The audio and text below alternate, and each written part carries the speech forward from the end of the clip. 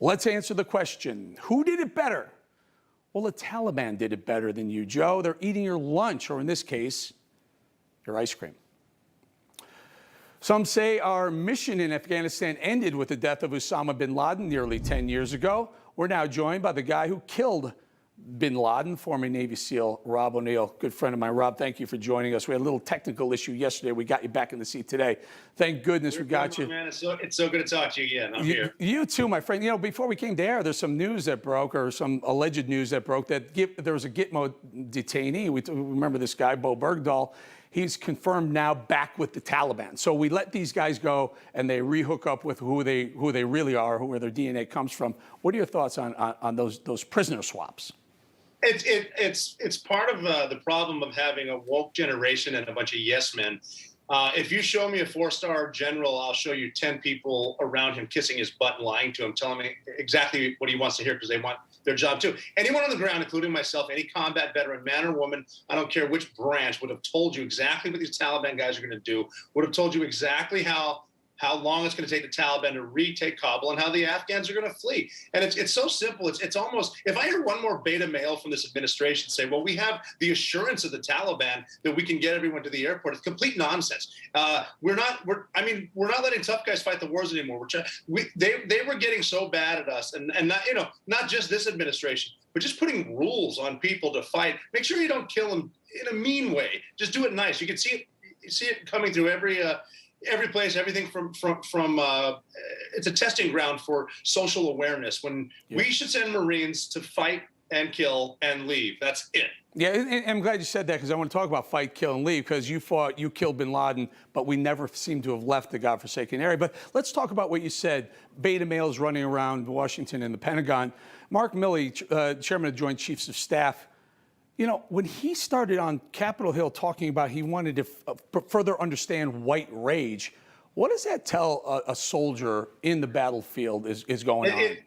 It tells you that if he's so willing to get in front of Congress, in front of the cameras, and start yapping his mouth about white rage, the day it comes out, but you can't hear from the senior officer in the United States military, at the worst defeat in our history, not a peep, because he's too busy. He's not busy. He's incompetent. When I was in the military, if you screwed up, you either get fired or you resign or you die.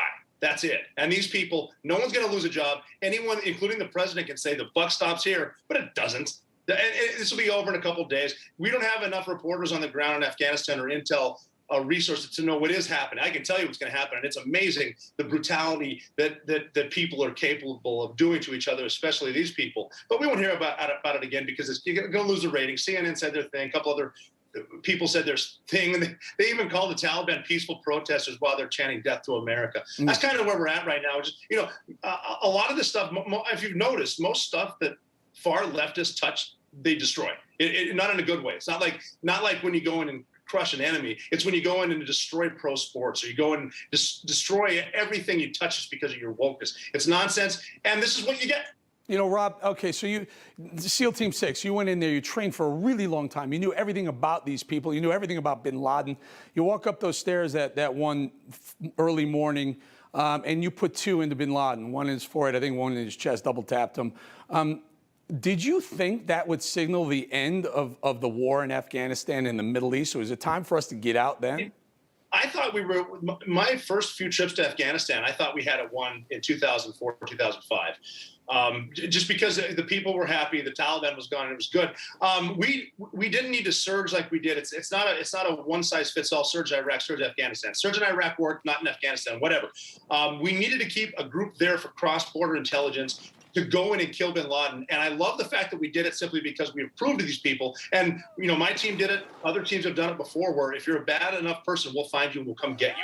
And that's all we need to prove. But see, it's not me and my guys that went on the bin Laden raid that came out unharmed that bothers me. It's the people that died in the valleys trying to build a road and a school for people who don't even want it, don't even deserve it. And I know so many kids right now that'll never see their fathers again, just because someone somewhere needed to get promoted to a certain spot and get a medal. So we just started sending guys out to fight for what?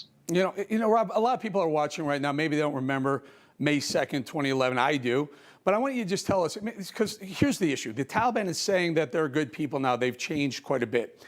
Tell us what bin Laden did right before you put two into him. When I went up the stairs, I was following one brave man in front of me, and because we went up the last set of stairs, he went through a curtain and tackled some people. Because he went one way, I went the other to cover his back, and I saw Osama bin Laden standing up about 3 feet away from me. The last thing he was doing was he had his shoulders on his wife, Amal, and he was pushing her toward me. And that tells you what kind of people these are. They're all about how men are superior, all this stuff, and women are bad. But when it came down to fight, he was trying to get his wife in the way. That's who he was. He shouldn't be loved. And they're not good people. We're the good guys. We didn't hurt a single innocent person in that raid. I can't remember hurting an innocent person because we make sure the people are safe, the kids aren't crying, and that's what good guys do. Yeah, Rob O'Neill, we thank you for making the world a safer place. Good friend of mine, Rob. Everyone, thank you for being here. Thanks for having me, Eric. I appreciate it. You just watched Newsmax TV, America's fastest growing cable news channel, now in more than 70 million homes. You can get Newsmax TV on your cable system or check your cable guide. And if your system doesn't carry Newsmax, call them, tell them you want Newsmax TV, because we're real news for real people.